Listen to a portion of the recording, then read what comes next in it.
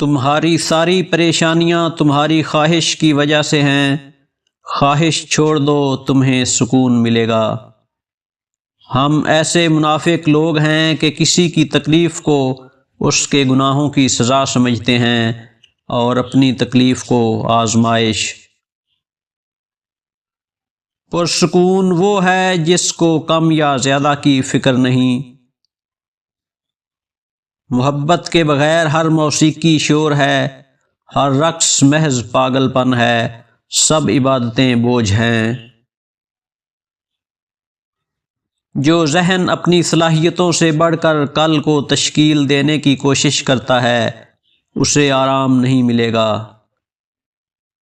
محبت سے بھرا دل ایک آزاد پرندے کی طرح ہے جسے کوئی پنجرے میں قید نہیں کر سکتا۔ ان لوگوں کے ساتھ رہو جو خدا کے ساتھ ایسے ملتے ہیں جیسے شہد دودھ میں مل جاتا ہے۔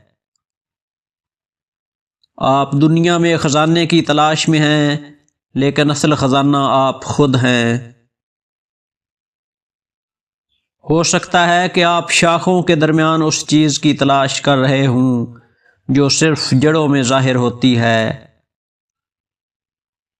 جب میں سوچتا ہوں کہ میں ہوں تو میں اپنے آپ کو بیکار پاتا ہوں، جب میں سوچتا ہوں کہ میں نہیں ہوں تو مجھے اپنی قدر معلوم ہوتی ہے۔ دعا دھند کو صاف کرتی ہے اور روح کو سکون بخشتی ہے۔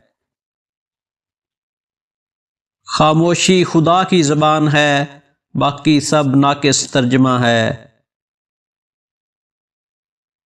زخم وہ جگہ ہے جہاں سے روشنی آپ میں داخل ہوتی ہے۔ اگر آپ کے دل میں روشنی ہے تو آپ کو اپنے گھر کا راستہ مل جائے گا۔ دنیا ایک جیل ہے اور ہم قیدی ہیں، جیل کی دیوار میں گڑھا کھودیں اور خود کو باہر نکالیں۔ دکھ ایک تحفہ ہے، اس میں رحمت پوشیدہ ہے۔ سمندر ہر لہر کو اس وقت تک سنبھالتا ہے جب تک کہ وہ ساحل تک نہ پہنچ جائے۔